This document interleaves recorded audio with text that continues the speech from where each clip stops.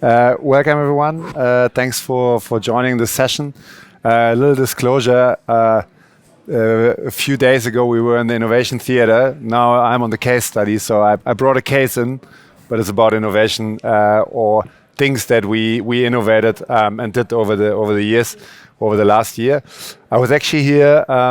1 year ago on another stage, Innovation Theater, and presented the latest things that we from the company developed for the industry based on the things that we saw that are changing.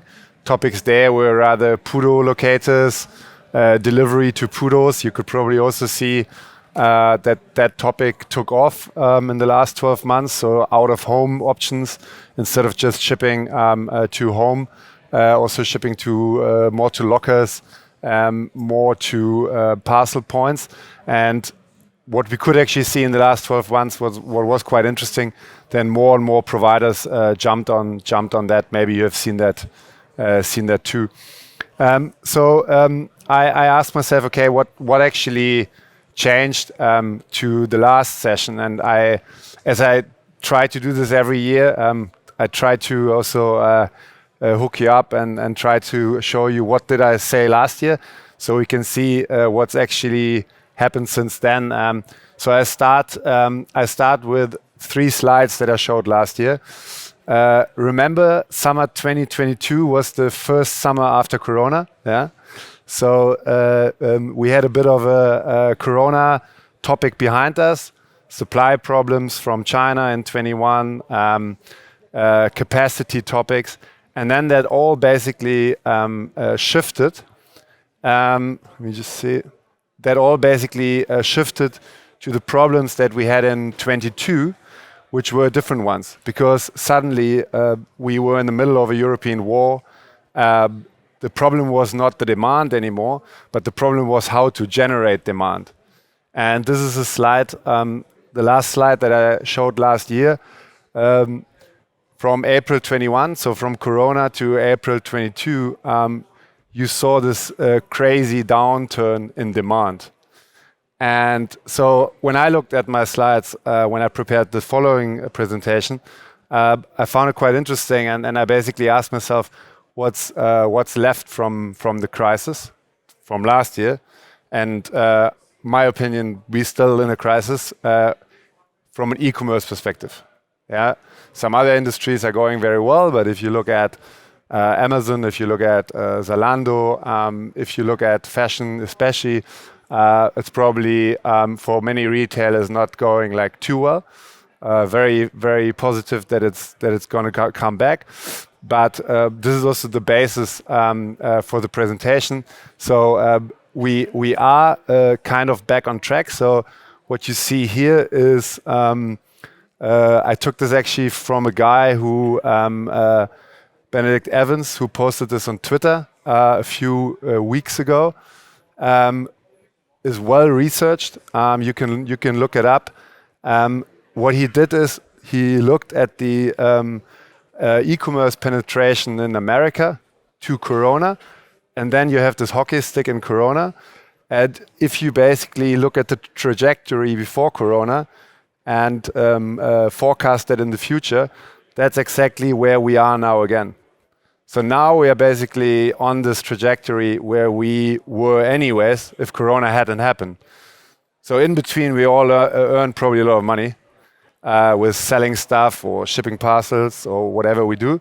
But now the question is, will it go below the trajectory because we have a crisis, or will it hopefully like go on the trajectory?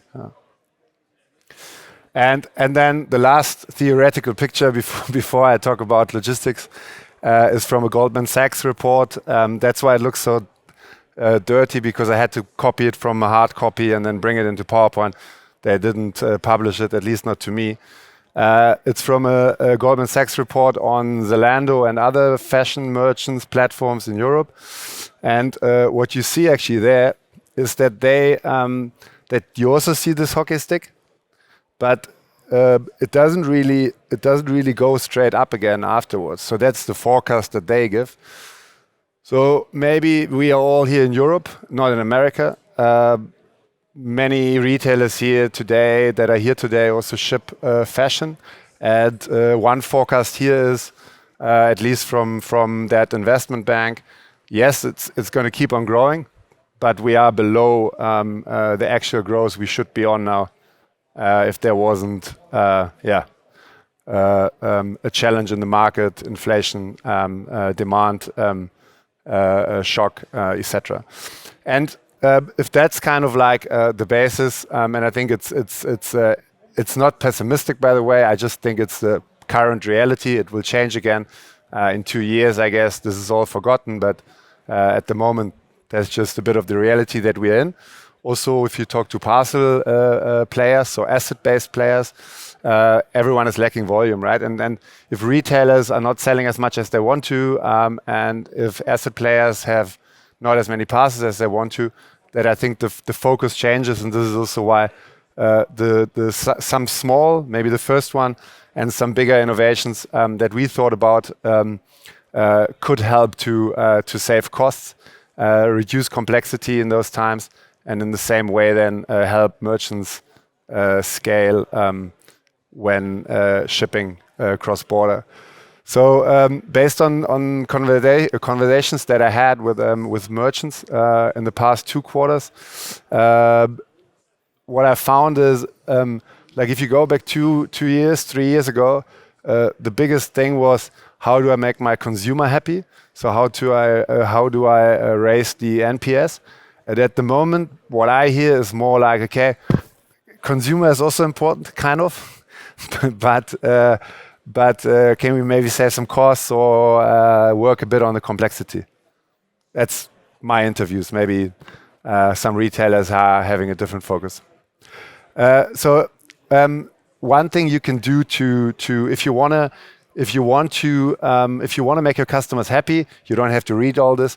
If you want to make your customers happy, our approach at least is to ship with local carriers in certain countries. Yeah, so ship with certain carriers in Spain, ship with certain carriers in France, ship with certain carriers in Austria.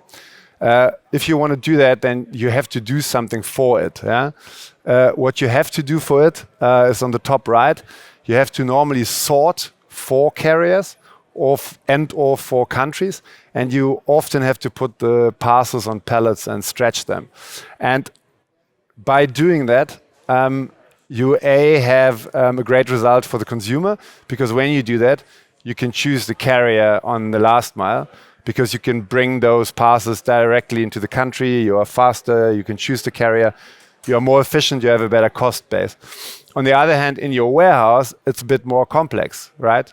So you have to sort the parcels, costs a bit of money. You have to put them on pallets, costs a bit of money, and you also need space, right? So what you can do, you can avoid that. And when you say NPS is maybe kind of like equal to costs now, or maybe even less important for the time being, where you have to save a bit of money, what you can do is you can also go and approach and say, I lose load my biggest cross-border country, because normally retailers have one big cross-border country, which makes most of the cross-border share, and then all the other countries where you also want to serve your clients in a perfect way with the right carrier, you can start mixing those on pallets, right?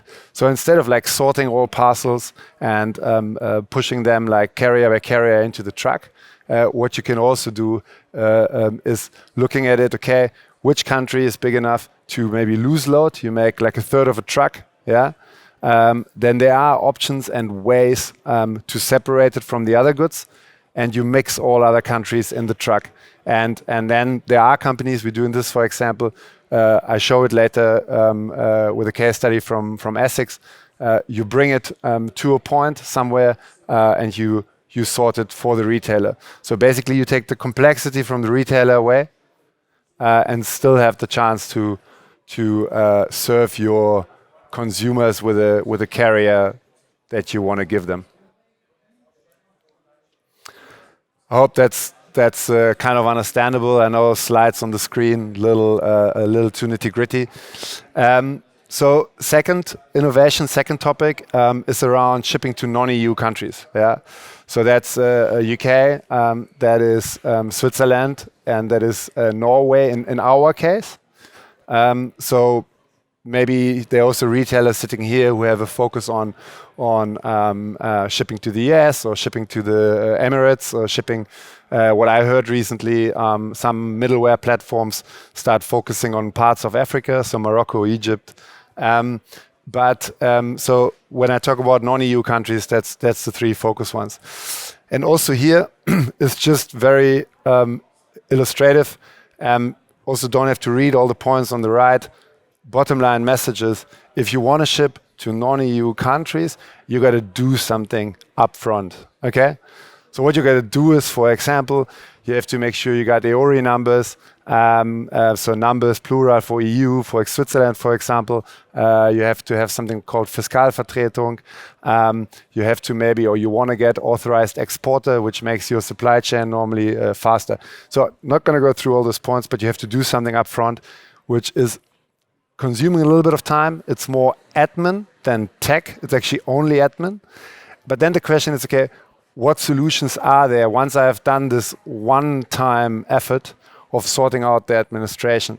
And what I want to show you is, and that's hopefully interesting for you, the development over time shipping to these countries.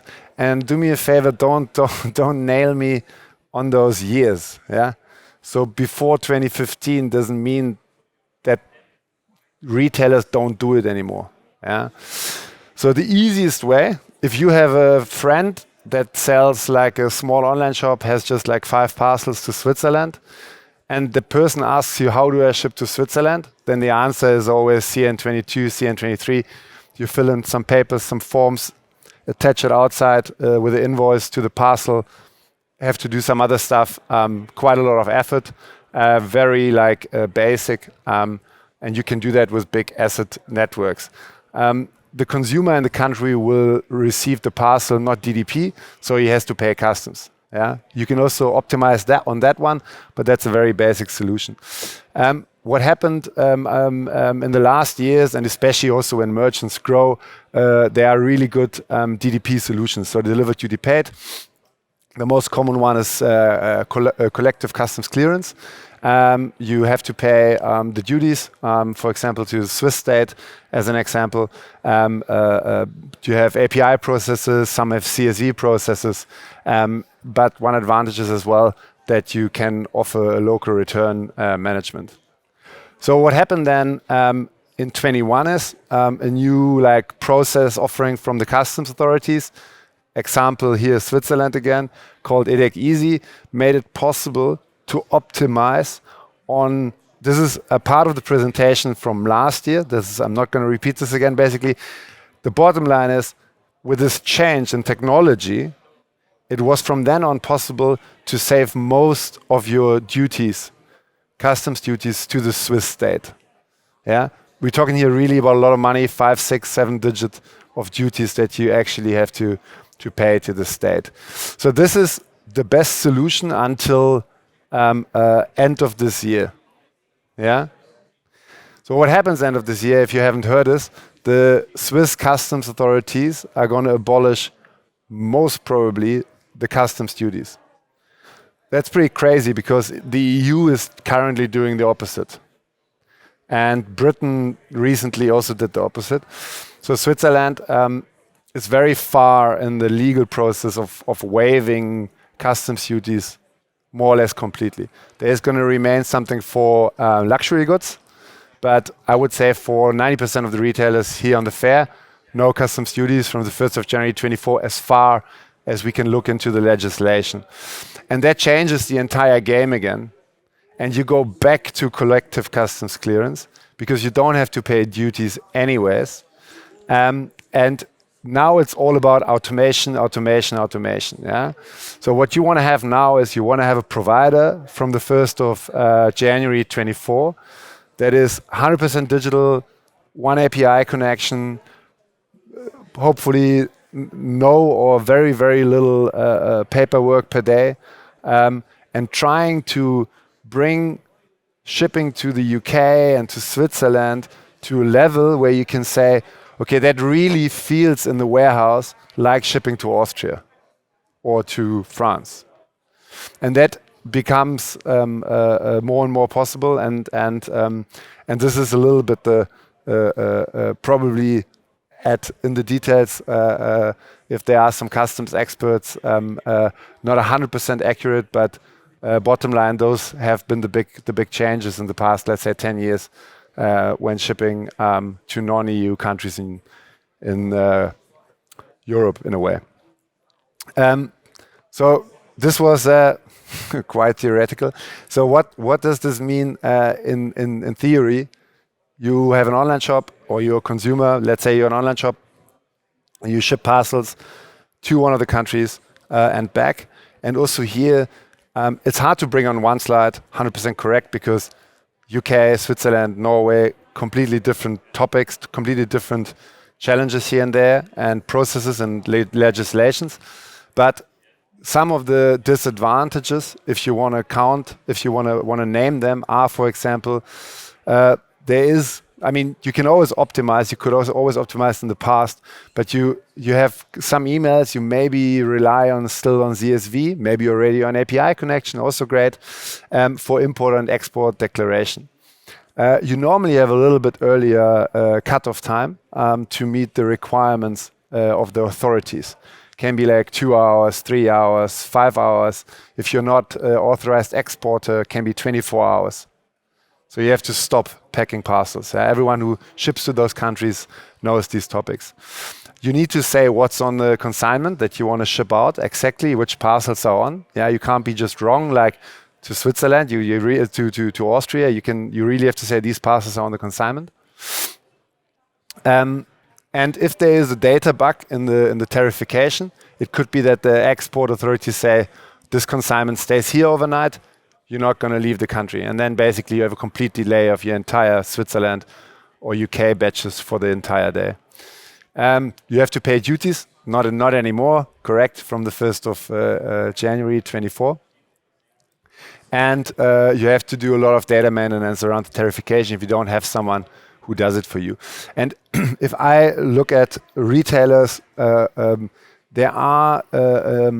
is a big share still of retailers who uses diverse partners for this whole spectrum, because at the end of the day you also have to ship parcels. So maybe some are doing their export declaration themselves and then the import with the other company, tarification with some other agency support, the actual import with another company, parcel provider is maybe also a special company, and then maybe they are ordering the line haul with a freight forwarder. So I would say from 2 to 5, 6 different players involved is what we normally see, with probably normally being 3 to 4 players to get your parcels over. Bottom line here, if you normally ship to Austria or you ship to France, it's just a different process. You need more know-how, you need more time, you need special processes in your warehouse to separate the Swiss flow or the UK flow from the other parcels. So what you can do with technology, you can fully automate it and offer all services through one API. So basically, you connect to an API, you push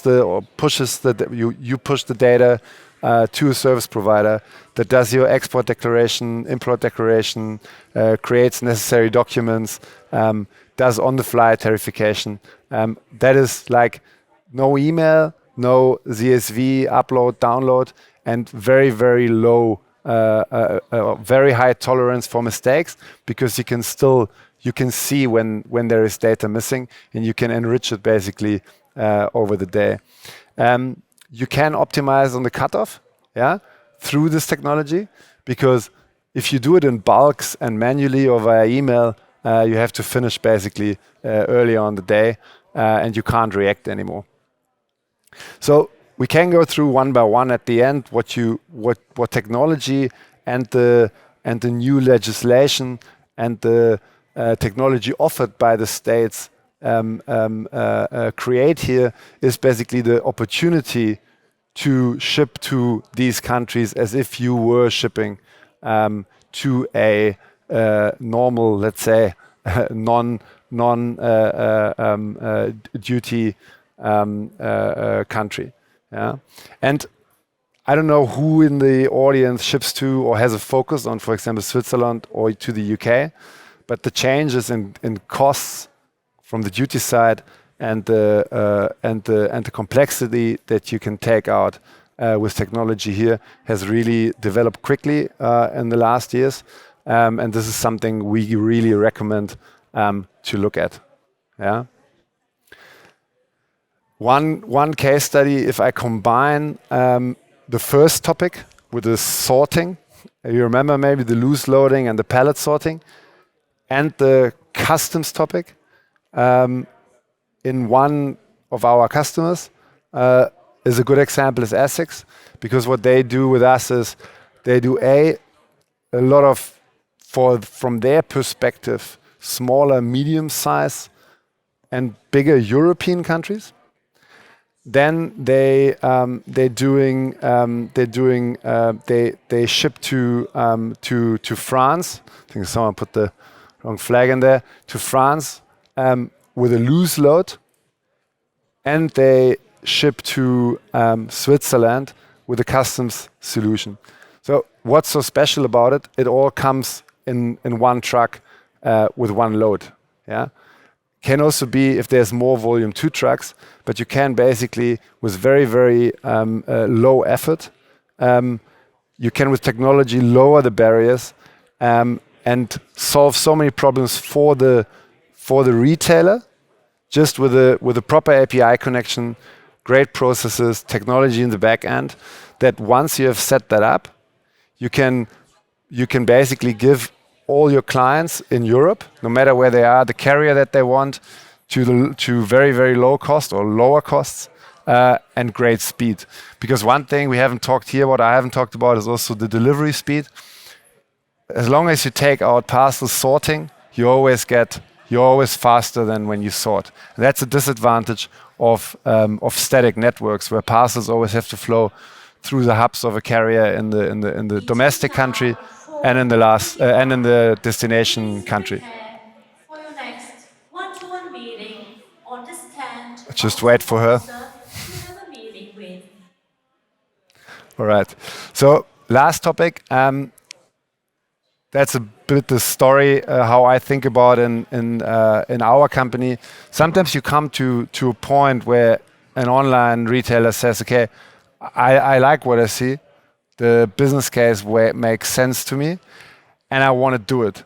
And what you then sometimes have is, or actually quite often is, I'm not too sure. The API connection takes a lot of time. I don't have IT capacity. Maybe we can do it in Q2, or we just changing our WMS system. Let's maybe see if we can do it in Q3. And then suddenly it's like, oh, we have to do it before peak, and then everyone gets a bit stressed. Okay, that's normally how my life is. I can see some people know what I'm talking about, and also there in these times, technology at the moment with AI. This has nothing to do with AI, by the way. The tariffication maybe, but what's coming up now.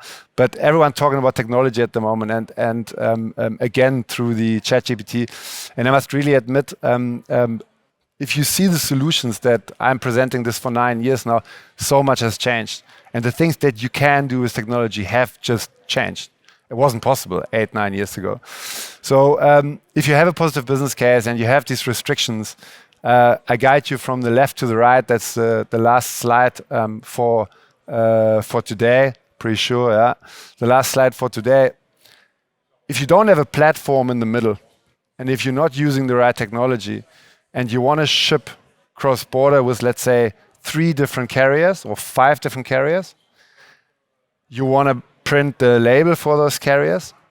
You want to have maybe a company that does your tracking and messaging and push notifications and analytics. And you want to do customs. Then you have minimum 3 and then 4 carriers. You have like 3 to 7 connections you have to do. That's on the left side. That's very old school. Then came some platforms, and for sure we are not the only one. There's a couple of platforms. And then through the platform, you reduce this already to one API. Yeah. So you can pull the information for certain carriers, labels, tracking events, customs, etc. Especially labels. You can pull that by now through providers. So you only have to do one connection to one platform, but still, net it may be 8 to 15 developer days, but a lot of customers just have a full pipeline and maybe just can't squeeze it in. And in reality, with holiday and sickness and availability of project managers, we're normally talking about a project of like 2 months, yeah, or like 6 weeks. Let's be at 6 weeks, 6 to 8 weeks. So that was basically the last 7.5 years, and it's probably a lot of people's work who are here today and running around as a service provider, because we all have to get retailers onto our platforms. That's what we want, right? But it's always an IT project. So what we are doing, we basically turn it around and we connect to the retailer, which sounds like, okay, why haven't you done that before? It's just because some technology services and software systems that you need for that have not been available. And how it works roughly is you have one call between our company and the retailer, someone from the tech team. You get credentials to enter the data. And then you normally need one, and then we look into it, try to understand it. And then you normally need 1 or 2 more calls because there will be questions on the data. But then basically, instead of the retailer connecting to the platform, we connect to the retailer. So the effort is still there, but the effort is on the service provider side. And it's not anymore the coders on the retailer side. And that is a game changer in 2 ways. It's very good for the retailer, maybe not good for us because we have more work, but it's worth it because I can onboard faster my clients, and that's also worth money. Yeah. So that's a very simple and I have to admit theoretical example, because I believe there's almost no one here in the audience who has actually coded an API connection. But if you have done that, or if you have seen how your developers do it, then you understand that it's not hard, but it has to be done. And someone has to do it. And taking it away from the retailer and doing it as a service provider is, when we talk to customers, a game changer. Yeah. It just also allows you as a retailer to just try new things and not always have this big business case where you have to explain to your CEO or to your CTO why you want to have 2 weeks of development. You normally have to justify that. All right. Yeah. So far from my side, to wrap it up, 3 topics. Get the complexity maybe as long as supply, the demand is low. Try to get complexity and costs out of your warehouse while still shipping with great carriers last mile. Second topic is take the easiest and most efficient and cheapest solution for shipping to Switzerland, UK, and Norway. And thirdly, if you're interested, show up at our booth and we will connect to you if you are a retailer.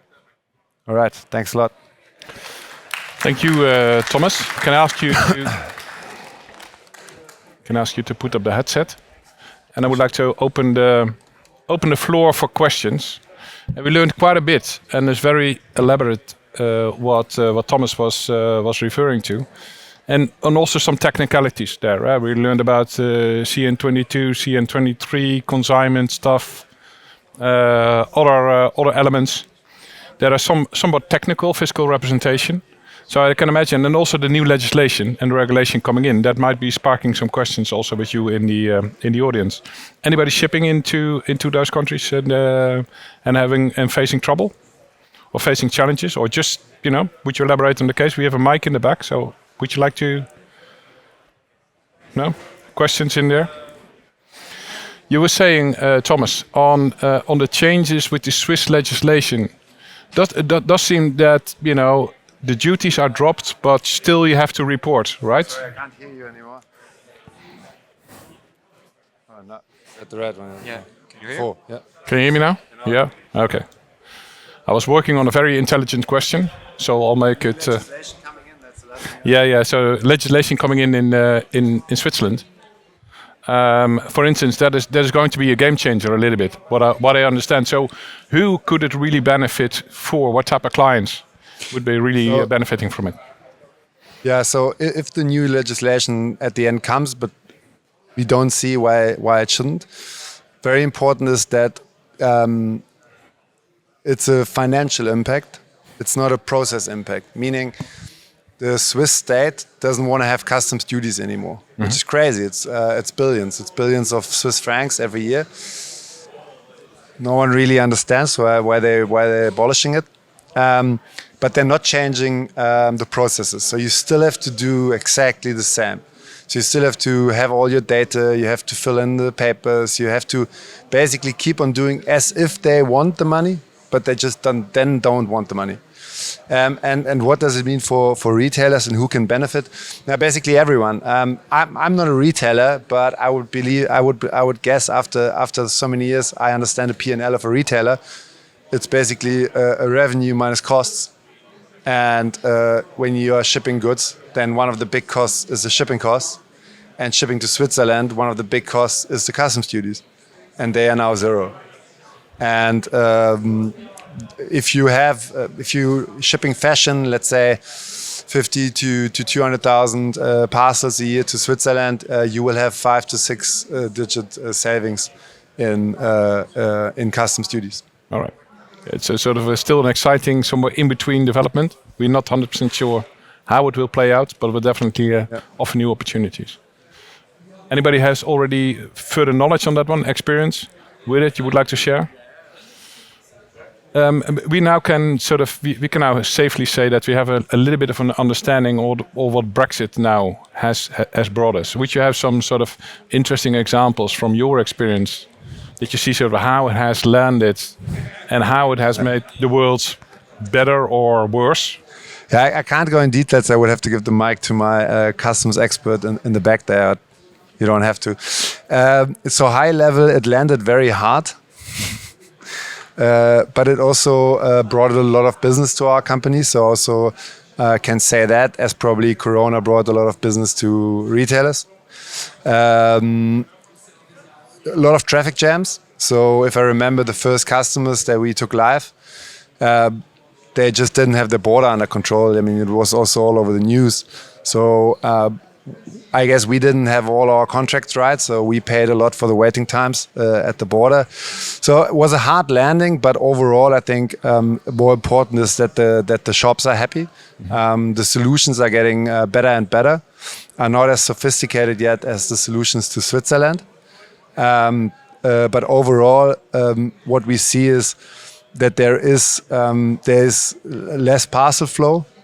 I think it got less attractive to buy this way across the channel, unfortunately.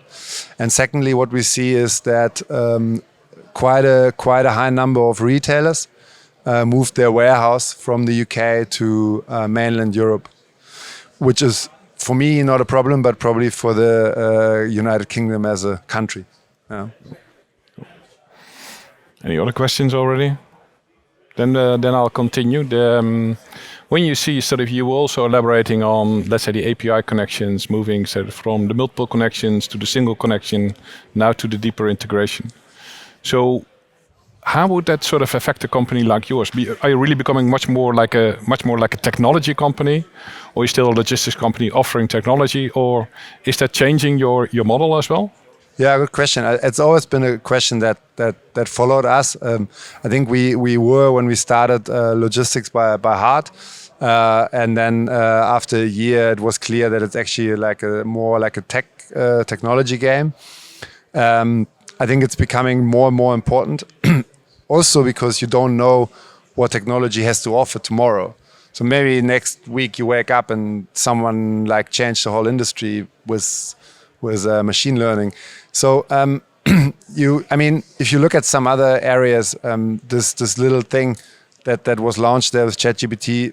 If you have an easier service than delivering physical parcels, I think you would be sweating now, and maybe someone takes it away from you. So we definitely focus on technology. One great example is the tarification of goods, which can be done nicely with the help of more intelligent. I always try to hesitate to say AI, but like with more intelligent systems than they were maybe 5 years ago. And what's also important from our perspective is that you have a service provider that doesn't want to do everything himself, because I don't know if there is a service within my service that another company can do much better tomorrow. So that's our strategy, is more to have a platform approach and select the best providers for the single service. It's the same as in the last mile, right? Like I don't want to build the last mile in Switzerland, because from my perspective, the best delivery company is Swiss Post. Or if you go to Austria, it's maybe the Austrian Post. And the same is with technology. So I think it becomes more and more important, and for sure for us as well. But maybe one thing to add, which is quite interesting.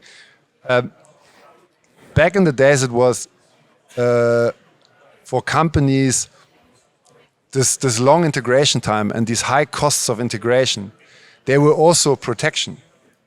So if you have once integrated SAP, it costs so much money to integrate, you will never leave it. So for us, it's also a risk, because we make integration basically for free and fast, and then it's maybe also like a quick step away for the retailer again. So if you give too much, then we also don't know how it plays out. But for us, it's worth the risk to win clients. But a lot of technology companies actually don't want to make it easy. True. Yeah.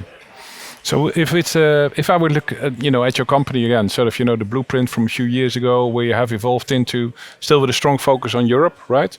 Yeah. Where are your biggest challenges? So for the period ahead. I think the period ahead is driven by the consumer. So I hope that most of the online shops have their stock under control. Probably not currently. That the consumers start consuming again. I think it's a period of time that is very much driven by the outside. So we focus a lot on ourselves. I think it's important in those times. A couple of years ago, 15, 16, 17, 18, there was no noise from the outside. Yeah. But currently are more driven, I find, by the outside, because our customers are driven by how the consumers react, what's happening with interest rates, cash is expensive, etc. So I think that's the main challenge. Yeah.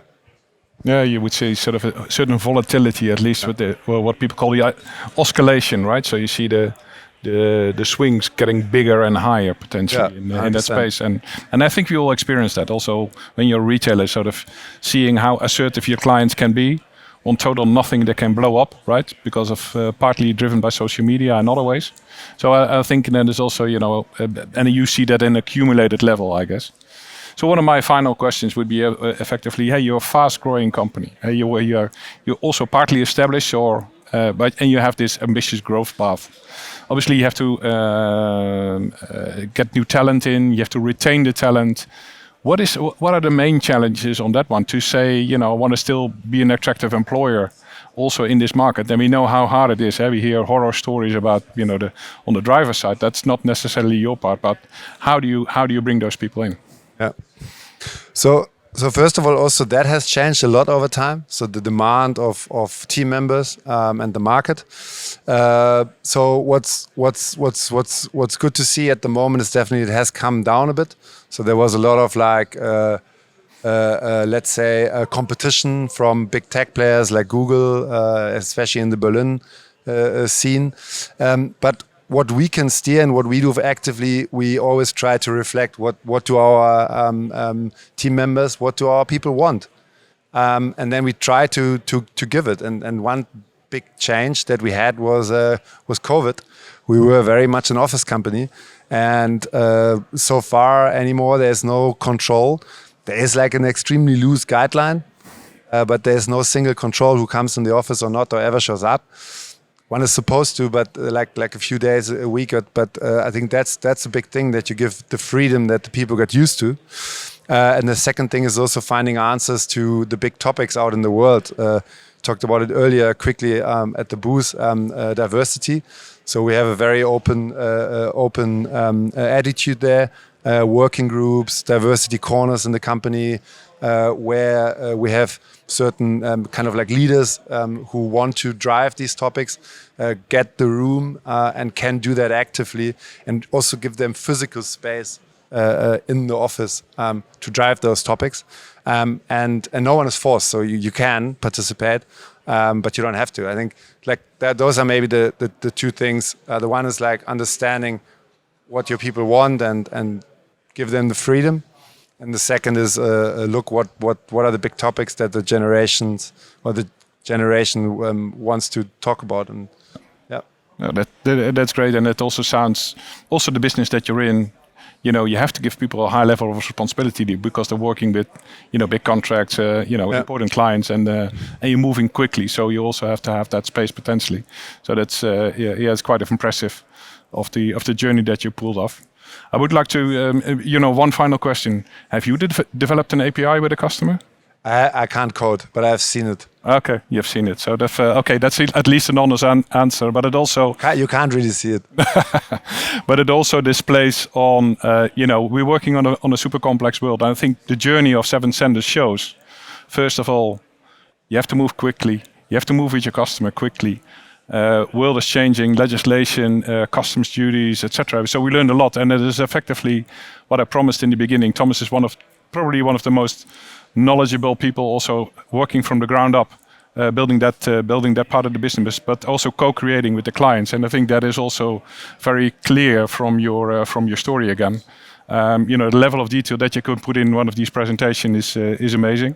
And I always enjoy it. I always learn something on that part. So thanks again for that, Thomas. And any final words on your side? No, thanks to you. I always enjoy it. Always honored. Everyone here in the Netherlands says you need him as a moderator whatever you do. I think always happy that you take time for this slot. And thanks to everyone here in the audience for listening. Thank you.